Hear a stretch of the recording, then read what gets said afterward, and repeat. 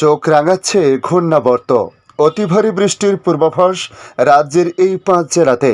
তাই আজকের আবহাওয়া দপ্তরের সর্বশেষ আপডেটে কী জানানো হয়েছে, কোন কোন জেলায় ভারী বৃষ্টিপাত হতে পারে, তার পাশাপাশি জানাবো ভারতবর্ষের অন্যান্য রাজ্যের আবহাওয়ার পরিস্থিতি কেমন থাকতে পারে, আগামী দিনে কি হতে পারে।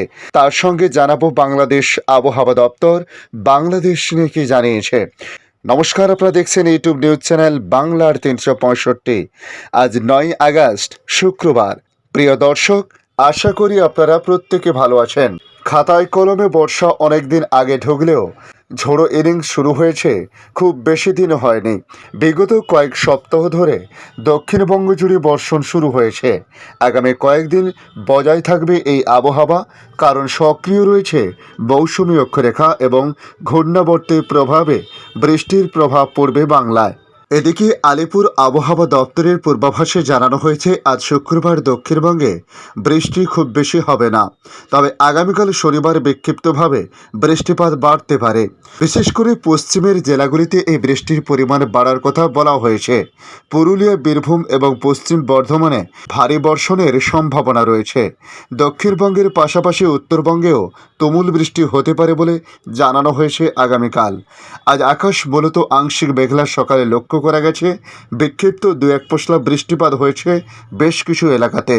বজ্র বিদ্যুৎ সহ 2-1 জায়গায় হালকা মাঝারি বৃষ্টি আরও কিছুটা হতে পারে। তবে সপ্তাহান্তে রবিবার আরও বৃষ্টি বাড়তে পারে বলে হাওয়া অফিস জানাচ্ছে।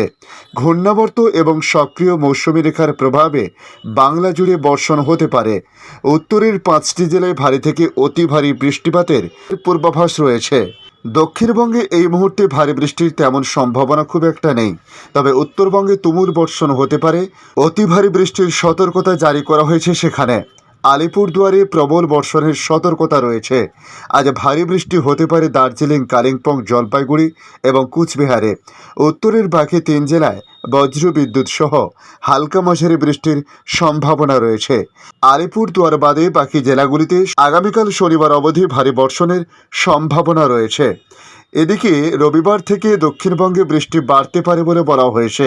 24 পরগনায় বিক্ষিপ্তভাবে ভারী বৃষ্টি হতে পারে পূর্ব মেদিনীপুর জেলাতেও। এছাড়া দক্ষিণবঙ্গে বাকি প্রত্যেকটি জেলাতে হোয়াইট স্পিড রেনের সম্ভাবনা আছে। আগামী মঙ্গলবার অবধি এই বৃষ্টিপাত চলতে পারে। এই মুহূর্তে মৌসুমী অক্ষরেখা বাংলার উপর বিস্তৃত আছে। সেই সঙ্গে বাংলাদেশ এবং সংলগ্ন গাঙ্গেয় পশ্চিমবঙ্গের উপর তৈরি হয়েছে একটি ঘূর্ণাবর্ত। আগামী 24 ঘন্টায় এটি নিম্নচাপে পরিণত হতে পারে। এটি দক্ষিণ দিকে ঝুঁকে থাকার কারণে বর্ষণের সম্ভাবনা বৃদ্ধি পাচ্ছে। এদিকে ভারতবর্ষের অন্যান্য রাজ্যের আবহাওয়ার পরিস্থিতি নিয়ে বলা হয়েছে, অতি ভারী বৃষ্টির সতর্কতা অরুণাচল প্রদেশ, আসাম, মেঘালয়, মণিপুর, মিজোরাম, ত্রিপুরা এবং হিমাচল প্রদেশে। বিক্ষিপ্তভাবে ভারী বৃষ্টি হবে বিহার, ঝাড়খণ্ড এবং উড়িষ্যাতেও। বৃষ্টি হবে হিমাচল প্রদেশ, উত্তরপ্রদেশ, রাজস্থান, মধ্যপ্রদেশ, বিহার, ঝাড়খণ্ড, উড়িষ্যা, অরুণাচল প্রদেশ, আসাম, মেঘালয়, মণিপুর, মিজোরাম, ত্রিপুরা, কঙ্কন, গোয়া, মধ্য মহারাষ্ট্র এবং গুজরাটে। এদিকে বাংলাদেশ আবহাওয়া দপ্তর দেশের সমুদ্র বন্দর সমূহকে 3 নম্বর স্থানীয় সতর্ক সংকেত দেখাতে বলেছে। সতর্কবার্তায় তারা জানিয়েছে, সক্রিয় মৌসুমী অক্ষরেখার প্রভাবে উত্তর বঙ্গোপসাগর এলাকায় গভীর সঞ্চালনশীল মেঘমালা সৃষ্টি অব্যাহত রয়েছে। উত্তর বঙ্গোপসাগর, বাংলাদেশের উপকূলীয় এলাকা, সমুদ্র বন্দর সমূহের উপর দিয়ে দমকা ও ঝোড়ো হাওয়া বয়ে যেতে পারে। চট্টগ্রাম, কক্সবাজার, মংলা ও পায়রা সমুদ্র বন্দরসমূহকে 3 নম্বর স্থানীয় সতর্ক সংকেত দেখাতে বলা হয়েছে। উত্তর বঙ্গোপসাগরে অবস্থানরত মাছ ধরার নৌকা ও ট্রলার সমূহকে পরবর্তী নির্দেশ না দেওয়া পর্যন্ত উপকূলের কাছাকাছি এসে সাবধানে চলাচল করতে বলা হয়েছে।